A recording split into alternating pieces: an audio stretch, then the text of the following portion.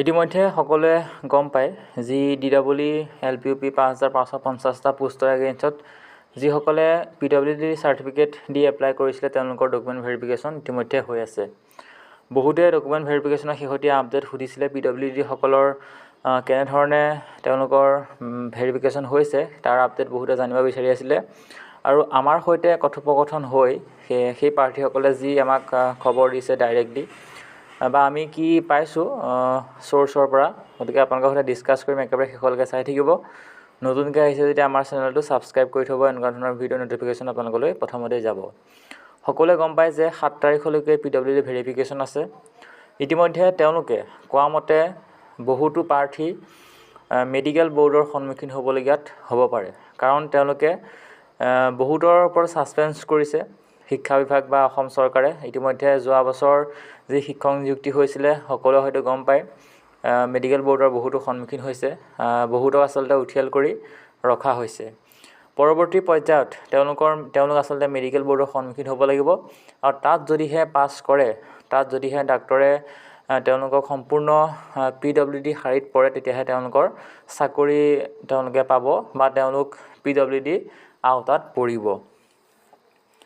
পাছৰটো যিটো খবৰ বহুতে সুধি আছিলে, সেইটো এটা কমন কুৱেশ্যন আমি পাই আছোঁ যে কমন কুৱেশ্যন এইটোৱে যে ভেৰিফিকেশ্যন কেতিয়া ওলাব বা মেৰিট লিষ্ট কেতিয়া ওলাব। পুনৰ কৈছোঁ যে প্ৰাপ্ত খবৰ অনুসৰি এইবাৰ পুনৰ জেনেৰেল ভেৰিফিকেশ্যন হোৱাৰ সম্ভাৱনা কম আছে, মেৰিট লিষ্ট ওলোৱাৰে পচিবিলিটি বেছি আছে। প্ৰথম আচলতে প্ৰভিজনেল মেৰিট লিষ্ট ওলাব আৰু তাৰ পাছত যিসকলৰ নাম আহিব সেইসকলক ক্ৰমান্বয়ে ভেৰিফিকেশ্যন কৰিব DWD ফালৰ পৰা। আৰু এইবাৰ যিটো জেনেৰেল ভেৰিফিকেশ্যন যোৱাবাৰ হৈছিলে সেইটো হোৱাৰ বহুত বেছি সম্ভাৱনা নাই, ডাইৰেক্ট মেৰিট লিষ্ট ওলোৱাৰ সম্ভাৱনা আছে। প্ৰাৰ্থীসকলৰ সৈতে আমি যি আচলতে কথা পাতিছোঁ, তেওঁলোকে যি খবৰ পাইছে সেয়া আপোনালোকক অৱগত কৰিছোঁ।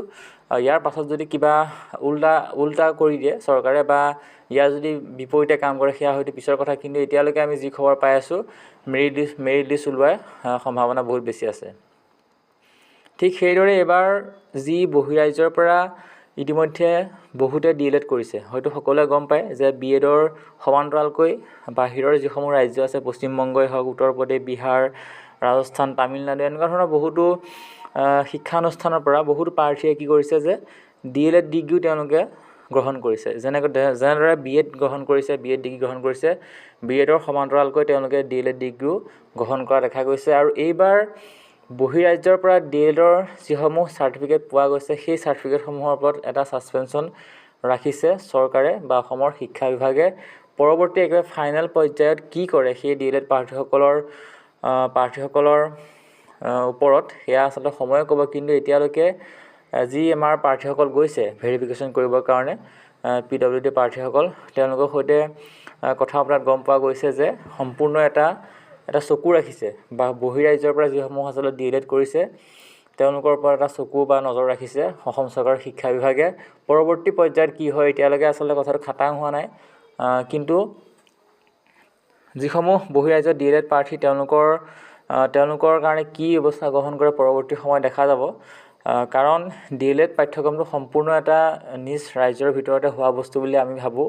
গতিকে মাতৃভাষা নিজৰ মাতৃভাষাতে DLED ডিগ্ৰীটো সম্পন্ন কৰিব লাগে বা সেইটো কৰাৰ ব্যৱস্থা আছে, কিন্তু বাহিৰৰ ৰাজ্যৰ পৰা কি প্ৰক্ৰিয়াৰে আচলতে DLED গ্ৰহণ কৰে সেয়া সঁচাকৈ এটা চিন্তনীয় বিষয়। গোটেই কথাখিনি চৰকাৰ বা শিক্ষা বিভাগে গোটেই ভালদৰে আলোচনা কৰাটো বহুত বেছি প্ৰয়োজনীয়।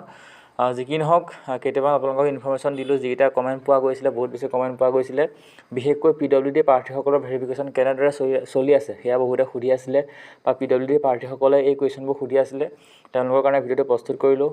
লাইক কৰিব, বন্ধু বান্ধৱীৰ সৈতে শ্বেয়াৰ কৰিব, নতুনকৈ আহিছে যদি আমাৰ চেনেলটো ছাবস্ক্ৰাইব কৰি থ'ব, তেতিয়া এনেকুৱা ধৰণৰ ভিডিঅ'ৰ ন'টিফিকেশ্যন আপোনালোকলৈ প্ৰথমতে যাব। ধন্যবাদ।